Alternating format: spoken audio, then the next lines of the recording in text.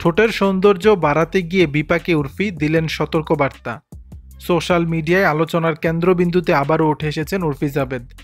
তবে এবার তার পোশাক কিংবা অদ্ভুত ফ্যাশন নয়, আলোচনার কারণ তার ফোলাভাবযুক্ত মুখ ও ঠোঁট। সম্প্রতি ইনস্টাগ্রামে একটি ভিডিও ছবি পোস্ট করে নিজেই জানালেন কিভাবে ঠোঁটে দেওয়া ফিলার্স তাকে কষ্টে ফেলেছে এবং কী সিদ্ধান্ত তিনি নিয়েছেন। ইন্ডিয়ান এক্সপ্রেস থেকে জানা যায়, একটি ভিডিওতে দেখা যায় উর্ফির ঠোঁট ও মুখ অস্বাভাবিকভাবে ফুলে গেছে। অনেকেই ভেবেছেন এটি অ্যালার্জি কিংবা কোনো শারীরিক অসুস্থতা।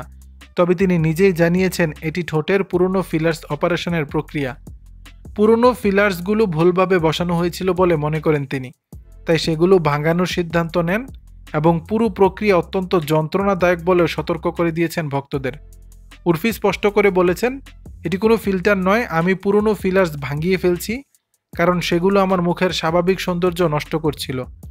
তবে আমি আবার ফিলার করাবো, প্রাকৃতিকভাবে, ইনজেকশন পদ্ধতি দিয়ে নয়। ভারতের ফোর্টিস হাসপাতালের ত্বক বিশেষজ্ঞ ডাক্তার রেশমি শর্মা জানিয়েছেন, ঠোঁটের ফিলার যদি দক্ষ চিকিৎসকের মাধ্যমে ক্লিনিক্যাল সেটিংয়ে করানো হয় তাহলে তা মোটেও ঝুঁকিপূর্ণ নয়।